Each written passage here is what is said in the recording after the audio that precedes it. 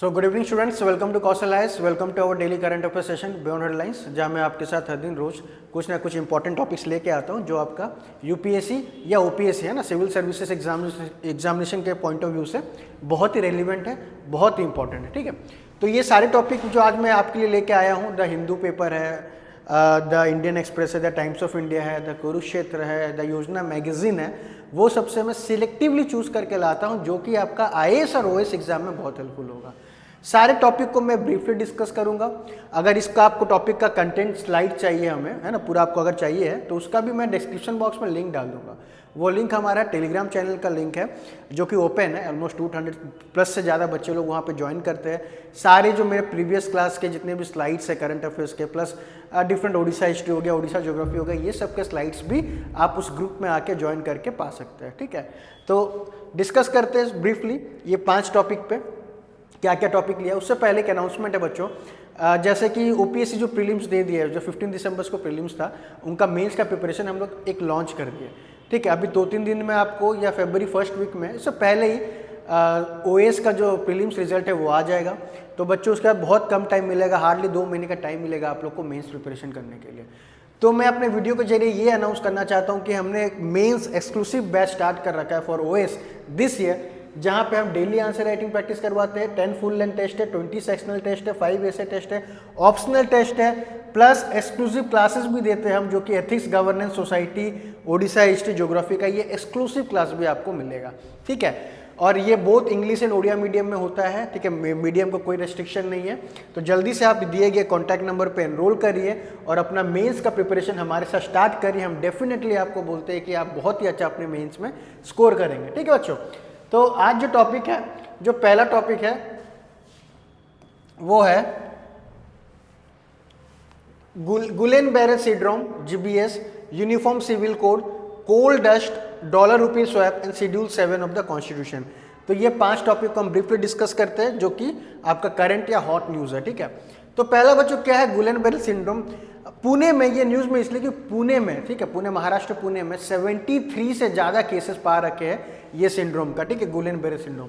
तो क्या हो रहा है बच्चों, ये जो एक ऑटो इम्यून डिजीज है, ठीक है, ऑटो इम्यून डिसऑर्डर है, जहाँ पे हमारा जो इम्यून सिस्टम है ना, पेरिफेरल नर्व को अटैक करता है। ठीक है, पेरिफेरल नर्व जो ये है, जो आपके पैर के या जो ये जो आपका होता है, जो स्पाइनल कॉर्ड से कनेक्ट होता है, तो वो नर्व को अटैक कर देता है, जिससे क्या होता है, मसल वीकनेस होता है और पैरालिसिस की ओर चले जाता है। ठीक है, तो पुणे में 73 से ज़्यादा केसेस पा रखे, तो ये अब न्यूज़ में आ गया है। ठीक है, तो क्या देखिए इसके क्वेश्चन कैसे पूछ सकते हैं आपको प्रीलिम्स में। So Guillain Barre syndrome is an auto immune, पहले देखो ये ऑटो इम्यून न्यूरोलॉजिकल डिसऑर्डर है। ठीक है, ये इंपॉर्टेंट मार्क आपको याद रखना पड़ेगा। ठीक है, ये कोई, it is an auto immune neurological disorder. ठीक है, in which a person immune system attacks the peripheral nerve. ठीक है, तो अपना जो पर्सन का खुद का इम्यून सिस्टम, आप उसका इम्यून सिस्टम उसके लिए ही डेंजर हो गया है। ठीक है, अपना ही वो पेरिफेरल नर्व को अटैक करेगा, leading to muscle weakness that can progress to paralysis. ठीक है, तो बहुत सारा ऐसा ऑटो इम्यून डिसऑर्डर होता है जहाँ पे हमारा इम्यून सिस्टम ना हाइपर एक्टिव हो जाता है। तो हाइपर एक्टिव होने से क्या होता है, एक फॉरेन एंटीजन जैसे जो भी आएगा, शायद वो फॉरेन एंटीजन हमारे बॉडी के लिए शायद बेनिफिशियल क्यों ना हो, उसके लिए वो पूरा हाइपर एक्टिव हो जाएगा, बहुत ही रिगरस वे में इम्यून सिस्टम को ट्रिगर करेगा। उससे क्या होता है, जब ये सिस्टम होता है तो पेरिफेरल नर्व को अटैक करेगा, जिससे वजह से मसल वीकनेस होता है और अल्टीमेटली क्या चीज़ को ले जाएगा, पैरालिसिस। अभी तक इसका कोई क्योर नहीं है ये सिंड्रोम का। ठीक है, तो बहुत ही क्रिटिकल सिचुएशन है अभी इंडिया में, 73 से ज़्यादा ट्रीटमेंट हो रखा है। However there are some treatment that aid in recovery, most people can make a nearly full recovery. ठीक है, तो कोई ट्रीटमेंट नहीं है, कोई मेडिसिन नहीं है अभी इसका, क्योंकि अभी रिसेंटली ये आउटब्रेक हुआ है आपका महाराष्ट्र पुणे में। तो धीरे धीरे करके इसका स्टडीज़ होगा, क्लिनिकल ट्रायल्स होगा, तो कुछ आने वाले समय में हम इसका ट्रीटमेंट या क्योर या मेडिसिन पा सकते हैं। फिलहाल ये कॉज ऑफ कंसर्न इसलिए बच्चों, क्योंकि डायरेक्ट ये जो सिंड्रोम है, जिसमें हमारा जो इम्यून सिस्टम है हाइपर एक्टिव होकर अपने ही बॉडी को हार्म करता है, अपने ही मसल्स को वीक करता है, जो कि आपको पैरालिसिस की ओर ले जाता है। ठीक है, तो कमिंग टू नेक्स्ट टॉपिक, बहुत इंपॉर्टेंट आज का टॉपिक है यूसीसी, यूनिफॉर्म सिविल कोड। तो उत्तराखंड आज इंडिया में फर्स्ट स्टेट बन रखा है जो कि यूनिवर्सल सिविल कोड अडॉप्ट कर लिया। आज के दिन बहुत इंपॉर्टेंट है for Uttarakhand and the people living in Uttarakhand state, that Uttarakhand have decided और they have adopted universal uniform civil code. ठीक है, तो यूनिफॉर्म सिविल कोड बच्चों बहुत इंपॉर्टेंट है, बहुत पुराना टॉपिक भी चले आ रहा है। ये डीपीएसपी से लिंक करता है ना, हमारा जो directive principle of state policy है अंडर आर्टिकल 44, जहाँ पे बोला जाता है the state must try to adopt uniform civil code in every part of India. ठीक है, मतलब स्टेट को बोला गया है कि they must try to adopt this uniform civil code. होता क्या है बच्चों, uniform civil code basically target करता है 2-3 चीज़ों को। ठीक है, यहाँ पे एक यूनिफॉर्म लॉ होना चाहिए सबके लिए। जो यूनिफॉर्म लॉ है खास करके गवर्न करेगा आपका मैरिजेस को, डाइवर्स को, एडॉप्शन को और इनहेरिटेंस। तो ये 4 जो चीज है, मैरिज, डाइवर्स, एडॉप्शन, इनहेरिटेंस, ये 4 को यूनिफॉर्म सिविल कोड का जो है रेगुलेशन गाइडेंस है यूनिफॉर्म होना चाहिए। जैसे आप देखोगे, आप हिंदू का लॉ अलग होता है, हिंदू का तरीका अलग होता है शादी का, डाइवोर्स करने का तरीका अलग है। मुस्लिम लोग का शादी करने का तरीका अलग है, डाइवोर्स का अलग है। सेम एडॉप्शन का अलग चैलेंज है, उनका अलग रो, सबके लिए अलग अलग रो। जितना भी कम्युनिटी है हमारे इंडिया में, सारे कम्युनिटी या सारे रिलीजियस कम्युनिटी का जो मैरिज करने का कस्टम है, डाइवोर्स करने का जो लेने का तरीका है, एडॉप्शन और इनहेरिटेंस, सब का रिलीजन का अलग अलग उनका लॉ होता है और उनका लॉ रेगुलेट करते हैं, रूल्स बनाते हैं कि किस तरीके से मैरिज होना चाहिए, किस तरीके से डाइवोर्स होना चाहिए, किस तरीके से बच्चे आप अडॉप्ट करेंगे, किस तरीके से आप अपने एंसेस्टर के प्रॉपर्टी को इनहेरिट करेंगे, कि लड़कियां एलिजिबल है कि नहीं एंसेस्टर प्रॉपर्टीज में, या लड़के ही को सिर्फ मिलेगा। तो ये सब गवर्न करता है सारे रिलीजियस के अपने अपने customary law. But uniform civil code place में आने से क्या होगा बच्चों, जितना भी ये सब जो सोसाइटी में जो पैरामीटर्स है, मैं सबका एक यूनिफॉर्म लॉ बनेगा। ठीक है, ना कि हिंदू के लिए अलग लॉ रहेगा, ना कि मुस्लिम के लिए अलग लॉ रहेगा for marriages, divorce, adoption and inheritance. ठीक है, यही है। तो Uttarakhand is the first state to adopt this. ठीक है, तो यहाँ पे जो मैंने आपको कहा, ये जो लॉ है यूनिफॉर्म सिविल कोड है, ये बेसिकली आपको इम्पैक्ट करेगा कुछ पैरामीटर, जैसे कि यहाँ पे personal laws in matter such as marriages, divorce, inheritance and adoption. ठीक है, तो ये 4 चीज को वो इम्पैक्ट करने वाला हमारा यूनिफॉर्म सिविल कोड। देखा जाए किस तरीके से वहाँ के सिटीजन उसको ले रहे हैं, ठीक है, अपना रहे हैं कि नहीं, जो इतना बड़ा चेंज होगा। क्योंकि देखो इंडिया क्या है बच्चों, इतने डाइवर्सिटी है हमारे इंडिया में, बहुत तरीके के रिलीजियस बैठे हुए, लैंग्वेजेस बहुत है, डायलेक्ट बहुत है। तो यूनिफॉर्म सिविल कोड कहीं ना कहीं जो डाइवर्सिटी को कम कर सकता है ना। इसका क्रिटिसिज्म भी ये आ रहा है कि सारे लॉ, सारे रिलीजियस को हम फ्रीडम देना चाहते हैं। जो राइट टू फ्रीडम है हमारा आर्टिकल 25 से 30 तक है ना, आर्टिकल 25 से 30 हमारा right to freedom of religion है। तो ये सब जो पैरामीटर्स इम्पैक्ट होगा, क्रिटिकल पॉइंट्स भी आ रहे हैं, क्या सब सारे रिलीजन को सेम लॉ, सेम जो उनका पर्सनल लॉ है वो फॉलो करना चाहिए। तो ये चीज़ आगे जाके हम देखेंगे, डिबेट जब होगा, है ना। फिलहाल ये 4 पैरामीटर आप याद रखोगे जिनको इम्पैक्ट करने वाला है। स्टैटिक पॉइंट ऑफ व्यू में आप जैसे याद रखोगे क्या, जो आपका आर्टिकल 44 है, डील्स विथ जो DPSP, article 44 of the Indian constitution as DPSP, Directive Principle of State Policy, which states that the state shall endeavor to secure a uniform civil code for citizens throughout the territory of India। ना खुद DPSP में constitutional provision है under article 44 की, the state should endeavour to secure uniform civil code for all citizens through the territory of India. ठीक है, और एक point आप रखना, how it is important to note that this is not legally enforceable. आप जानते हो सिर्फ आर्टिकल 44 नहीं, जितना भी डीपीएसपी है, जितना भी डीपीएसपी हमारा कब कहाँ से, आपका 36 से लेके 51 तक, जितना भी आर्टिकल 36 से लेके 51 तक जितना भी DPSP, they are not enforceable in nature. ठीक है, अगर ये वायलेट होता है, जरूरी नहीं इसको एनफोर्स करना है। अगर ये वायलेट भी होता है तो आप you can not move the court, है ना, आप केस नहीं कर सकते। जैसे fundamental right they are enforceable by court. अगर फंडामेंटल राइट से आपका वायलेट होता है तो you can move to high court और supreme court and file a petition and get your things done. But DPSP में इट इज नॉट एनफोर्सेबल। ठीक है, तो ये आप याद रखोगे, यूसीसी का स्टैटिक पॉइंट ऑफ व्यू से। फिर बच्चे कोल डस्ट, आज के द हिंदू में साइंटिफिक जर्नल में है कोल डस्ट। तो ये तो सबको पता है, जो कोल जो हमारा इंडिया में जो कोल का जो प्रोडक्शन है और कोल का कंजप्शन है, one of the highest in the world. ठीक है, आफ्टर चाइना का जो हमारा जो कंजप्शन है, चाइना के बाद हम ही ज़्यादा, इंडिया ही ज़्यादा कोल कंज्यूम कर रहा है। प्लस हम प्रोड्यूस भी बहुत, इंडिया इज द 4th, आप इसमें याद रखोगे कोल का जब भी क्वेश्चन आएगा तो India is the 4th largest producer of coal. ठीक है, India is the 4th largest producer of coal. ठीक है, and second most consumer of coal. ठीक है, चौथा नंबर है प्रोड्यूस करने में और दूसरा नंबर है कंज्यूम करने में। क्योंकि हमारा जो इलेक्ट्रिसिटी जनरेशन है, जितना भी थर्मल प्लांट्स है, ठीक है, जो इलेक्ट्रिसिटी जनरेट करता है almost 80% they are dependent on what, coal. ठीक है, तो ये आप पॉइंट्स याद रखोगे। कोल डस्ट के लिए एक स्टडी आया हो बच्चों, इससे क्या प्रॉब्लम हो रहा है, कोल डस्ट जितना भी एनवायरनमेंट में एमिट हो रहा है ना, सपोज ये जो प्लांट है, प्लांट के लीफ है, आप भी देखे होंगे अगर आपको इंडस्ट्रियल बेल्ट में रह रहे हैं जहाँ पे कोल या थर्मल कोल स्टील प्लांट है या कोल है, कोल मैन्युफैक्चर हो रहा है, तो वहाँ के पेड़ पौधे आपको पूरा क्या दिखेंगे, पूरा काला कलर के दिखेंगे, डार्क रहेंगे। वो डार्क क्या होता है, इसके पत्ते में कोल डस्ट बैठ जाता है। ठीक है, पत्ते में क्या होगा, डार्क कलर का, मैं ब्लैक पेन से कर दे रहा हूँ, तो क्या होता है, इस पत्ते में कोल डस्ट बैठ जाता है। ठीक है, पूरा इसको डार्किश कलर दे देता है। इससे क्या हो रहा है बच्चों, प्लांट जो है हमारे ट्रीज और प्लांट्स है, they are the very good absorber of carbon dioxide, atmosphere से कार्बन डाइऑक्साइड खींच के ट्रैप करके रखता है, बट इससे जो उनका कार्बन डाइऑक्साइड एब्जॉर्बिंग पावर है, ठीक है, वो रिड्यूस हो जा रहा है। पहला एक पॉइंट है। दूसरा, अब एटमॉस्फेयर में बहुत huge amount of carbon dioxide release हो रहा है।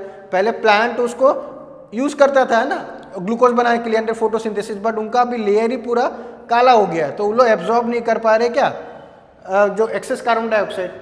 तो पहला पॉइंट ये लिखेंगे आप कि they are now they are the absorbing potential of the plant, they are getting absorbing potential of carbon dioxide for the plant, they are getting reduced by the deposition of what, by the deposition of coal dust. Second point आप लिख सकते हैं कि बहुत ज़्यादा फिर इसकी वजह से क्या हो रहा है, कार्बन डाइऑक्साइड बहुत ज़्यादा एटमॉस्फेयर में रिलीज हो रहा है। एंड थर्ड पॉइंट लिख सकते हैं जो ट्रांसपिरेशन प्रोसेस इनका होता था वो भी इम्पैक्ट हो रहा है। ठीक है, जो ट्रांसपिरेशन में क्या होता था बच्चों, ये जो यहाँ से जो वो वाटर मॉलिक्यूल जो होता है तुम्हारा हीट, अपना जो प्लांट जो अपना हीट कैसे मेंटेन करता है, ट्रांसपिरेशन के हिसाब से ज़्यादा अगर हीट होगा तो वो पानी वेपर फॉर्म में जाता है तो अपने आप को कूल रखता है। तो कहीं ना कहीं ट्रांसपिरेशन भी इसमें जो पानी वेपर जो मॉलिक्यूल जो गर्म है वो पानी वेपर जाके बाहर निकल नहीं पा रहा है। ठीक है, वो इसमें स्टोर हो जा रहा है, प्लांट में और गर्मी हो जा रहा है जिसकी वजह से मुरझा के या फिर ड्राई हो जाएगा। तो दिस 3 फैक्टर आपको याद रखना है, the harmful impact of coal dust. ठीक है, तो ये कुछ पॉइंट है आपका। रिसेंटली स्टडी ओडिशा में हुआ है कि in Odisha coal dust is clogging leaves, blocking what, blocking carbon dioxide. ठीक है, around 3/4 of India's electricity is produce by coal fire power plant. जैसा मैंने कहा 80% से ज़्यादा तुम्हारा जो थर्मल पावर प्लांट है इंडिया में इलेक्ट्रिसिटी जो प्रोड्यूस करता है कोल से चल रहा है। ठीक है, आयरन हो गया, स्टील इंडस्ट्री हो गया, फर्टिलाइजर इंडस्ट्री हो गया। तो recent founded plants covered in mining dust absorb 2 to 3 gram less than the carbon per square metre, emitting more carbon dioxide into atmosphere, potentially exacerbating what, अगर ज़्यादा carbon dioxide होगा तो global warming, अपना उसका absorption potential कम हो गया है। ठीक है, and also it diminish the plant capacity to release water vapour through transpiration, जो पानी जो छोड़ता था प्लांट वाटर वेपर वो भी पोटेंशियल रिड्यूस हो गया, ताकि जो लेयर बन रहा है कोल डस्ट का वो इनहिबिट कर रहा है ट्रांसपिरेशन प्रोसेस में, फोटोसिंथेसिस प्रोसेस में और कार्बन डाइऑक्साइड एब्जॉर्ब करने का प्रोसेस में। ठीक है, तो ये है तुम्हारा हॉट टॉपिक आज का जो कोल है। फिर आते हैं डॉलर रुपी स्वैप। ठीक है, तो ये आज न्यूज़ में बच्चों आरबीआई स्टार्ट कर दिया है डॉलर रुपी स्वैप करने का। इससे क्या हो रहा है बच्चों, आरबीआई ये स्टेप इसलिए लिया है to increase liquidity in the market. ठीक है, to increase liquidity in the market. Liquidity बच्चों क्या, पैसा, मनी सप्लाई बढ़ाने के लिए आरबीआई ये स्टेप लिया डॉलर रुपी स्वैप। इसमें क्या होता है बच्चों, देखो एक आरबीआई है, ठीक है, प्लस यहाँ पे मैं कुछ बैंक रख लेता हूँ, फॉर एग्जांपल एसबीआई, इसके पास कुछ डॉलर हुआ। ठीक है, तो आरबीआई क्या करेगा ना, डॉलर को खरीद लेगा और या फिर स्वैप कर डॉलर को, जितना डॉलर लेगा उतने अमाउंट ऑफ रुपी बैंक को दे देगा, है ना। किटी बैंक है, किटी में सारे बैंक को ऑलमोस्ट किटी में डॉलर रहता है, तो आरबीआई डॉलर लेके उसको रुपी दे देगा, ताकि बैंक के पास क्या हुआ, बैंक के पास रुपी आ जाएगा जो कि वो मार्केट में इन्फ्यूज कर सके। ठीक है, तो ये एक है डॉलर स्वैप, न्यूज में इसलिए आया कि that RBI will swap dollars with rupee so that the bank will have enough rupee to give it to the market. तो मार्केट में लिक्विडिटी बढ़ेगा, बैंक को अगर रुपये मिल गया मार्केट में लिक्विडिटी आपका बढ़ जाएगा, रुपये का लिक्विडिटी बढ़ जाएगा। तो यही है 56 डेज के लिए ट्राई करेंगे जहां ऑप्शन करेंगे फॉर 6 मंथ। ठीक है, द लास्ट और बहुत ही इंटरेस्टिंग टॉपिक है आज का बच्चों, schedule 7 of the Indian constitution. तो शेड्यूल 7 ठीक है बहुत ही इंपॉर्टेंट शेड्यूल है, जहाँ पे जो सेपरेशन ऑफ पावर है बिटवीन स्टेट एंड सेंटर वो बाइफर्केट किया गया है। ठीक है, शेड्यूल 7 में आपको बहुत इंपॉर्टेंट है, ओपीएससी तो बार बार पूछता रहता है शेड्यूल 7 के ऊपर। तो शेड्यूल 7 में आपका 3 लिस्ट होता है बच्चों, एक होता है यूनियन लिस्ट, दूसरा होता है स्टेट लिस्ट और तीसरा होता है आपका क्या, कॉन्करेंट लिस्ट। यूनियन लिस्ट में कुछ अराउंड 100 सब्जेक्ट्स है, स्टेट लिस्ट में कुछ 62 से देख लेना स्टेट में कितना सब्जेक्ट्स है। तो 3 लिस्ट है और शेड्यूल 7 बाइफरकेट करता है कि जो भी सब्जेक्ट यूनियन लिस्ट में है वो यूनियन गवर्नमेंट या पार्लियामेंट या सेंट्रल गवर्नमेंट उस पर लॉ बनाएगा। स्टेट लिस्ट में जो भी सब्जेक्ट्स है उसमें स्टेट लिस्ट का ही पूरा एडजुडिकेशन पावर है या अथॉरिटी है टू मेक द लॉ।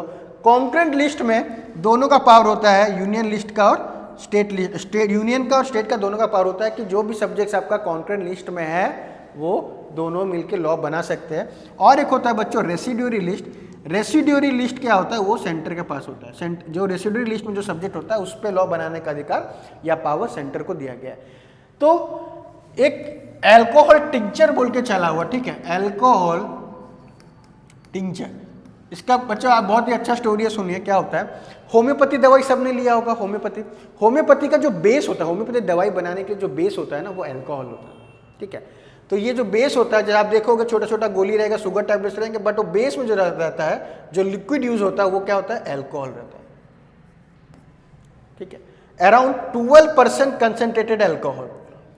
तो ऐसा कोई स्टेट में पाया गया है ना कि लोग जो अल्कोहल जो दुकान में बिकता है, जो लिकर जो फॉरेन लिकर ऑफ शॉप में बिकता है, वो ना कंज्यूम करके होम्योपैथी से जो दवाई लेके वो अल्कोहल का सेवन कर रहे हैं, ठीक है।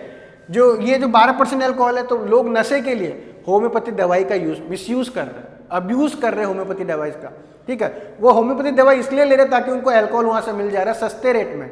अगर वो मार्केट से उठाएगा अल्कोहल तो उसको बहुत महंगा पड़ेगा, बट होम्योपैथी दवाई से अगर उठा के उधर से अल्कोहल अगर कंज्यूम कर रहा है तो लोगों का सस्ते में ही नशा हो जा रहा है, ठीक है, इसलिए ये न्यूज़ में है। तो इसमें चैलेंजेस क्या क्या, क्यों ऐसा हो रहा है? क्योंकि बच्चों देखो, अल्कोहल जो है, ये जो है, इस पर टैक्स लगाने का जो जिम्मेदारी है वो अभी स्टेट पे है। ये जीएसटी में तो नहीं है, अल्कोहल स्टेट पे है कि अल्कोहल पे कौन टैक्स लगाएगा बच्चों, एक्साइज ड्यूटी स्टेट लगाएगा। बट अल्कोहल जो कि मेडिकेशन पर्पज में यूज होता है, वो उसमें जो टैक्स लगाता था वो पहले लगाता था centre, under list 84 of union list, ठीक है। अंडर जो नंबर था, नंबर 84 ऑफ यूनियन लिस्ट में सेंटर के पास पावर दिया गया था। अगर अल्कोहल अगर कुछ दवाई के ड्रग मैन्युफैक्चरिंग में अगर यूज हो रहा है तो उसमें टैक्स लगाएगा सेंटर। बट जब से जीएसटी आया है बच्चों, ये प्री जीएसटी रिजाइन का मैं बोल रहा हूँ, बट जब से जीएसटी आ गया है तो क्या हो गया, जो अल्कोहल का जो डिपार्टमेंट टैक्स लगाने का डिपार्टमेंट है वो स्टेट पे आ गया पूरा। और जो ये प्रोविजन था, जो सेक्शन 84 वाला, वो हट गया। जो अल्कोहल जो यूज कर रहे हैं आप ड्रग मैन्युफैक्चर करने में, तो ये सेक्शन हट गया। तो अब कंफ्यूजन है कि कौन टैक्स लगाए। फिर भी स्टिल जीएसटी अभी जो एरा हो रहा है, जीएसटी एरा में अभी आपका 18% अभी सेंटर लगा रहा है on which alcohol, on alcohol that is used for medicine purpose, ठीक है, alcohol it is used for medicine purpose, ये 18% टैक्स है, ठीक है। कंफ्यूजन क्या है, जब प्री जीएसटी में क्या था, प्री जीएसटी में 84, ठीक है, लिस्ट 84 ऑफ यूनियन लिस्ट, इसमें सेंटर लगाता था अल्कोहल पे टैक्स जो कि मेडिकेशन पर्पज में यूज हो रहा है। जीएसटी जैसे ही आया, अल्कोहल का पूरा डिपार्टमेंट किसका हो गया, स्टेट के अंदर आ गया, एक्साइज ड्यूटी लगाता है, और सेंटर क्या कर रहा है, 18% जीएसटी। तो कहीं ना कहीं रेगुलेटरी कंप्लायंस में इशू आ रहा है, कौन किस पे टैक्स लगाएगा। 18% हालांकि टैक्स लगाया जा रहा है, जो सरकार लगा रहा है फॉर्मेलिटी, जो कि बहुत कम है, ठीक है, क्योंकि इसलिए लोग ये जो होम्योपैथी में जो आपको मिल जा रहा है अल्कोहल, वो सस्ते में मिल रहा है 18%। और नॉर्मल जो अल्कोहल है, इसमें स्टेट तो बहुत एक्साइज ड्यूटी लगाता है, कोई स्टेट तो 30%, 50% एक्साइज ड्यूटी लगा देता है, ठीक है। तो इसलिए ऐसा देखा गया है कि लोग ज़्यादा होम्योपैथिक जो होम्योपैथी मेडिसिन बनाने में जो अल्कोहल यूज़ हो रहा है उसको ज़्यादा कंज्यूम करके नशा कर पा रहे हैं, ठीक है। तो यही था बच्चों आज का टॉपिक, ठीक है। यहाँ पर मैं लिख लिया क्या इशूज़ है, ठीक है। ये अभी चल रहा है केसेस सेंटर में, तो जीएसटी के बाद आने से जो 18% टैक्स लगा है उससे भी बहुत कम इसको रेट पड़ रहा है, ठीक है। तो हम बच्चों और एक अनाउंसमेंट है, हम 30 जनवरी को नया बैच एक लॉन्च कर रहे हैं, जहाँ पे हम IAS and OAS foundation course के लिए, जहाँ पे मेंस प्रीलिम्स पढ़ा रहे हैं, मेंस कवर कर रहे हैं, ऑप्शनल कवर कर रहे हैं, CSAT, interview, study material, mock test, doubt clear का सब कुछ आपको एक पैकेज में मिल जाएगा, ठीक है। तो कॉन्टैक्ट पर जल्दी से रजिस्टर कर सकते हैं और 30 जनवरी से हमारे साथ जुड़ सकते हैं नए IAS OAS फाउंडेशन बैच में, ठीक है। तो मिलते हैं आपसे नेक्स्ट वीडियो में। अगर आपको ये वीडियो अच्छा लगा होगा, please like, share, comment, subscribe, दोस्तों के साथ जरूर शेयर करिए। बहुत ही इंपॉर्टेंट वीडियोज़ लेके आता हूँ मैं, जो कि आपका बहुत रिलेवेंट है IAS OAS में, ठीक है। Thank you guys, and Telegram link को ज्वाइन करना मत भूलिए। Thank you.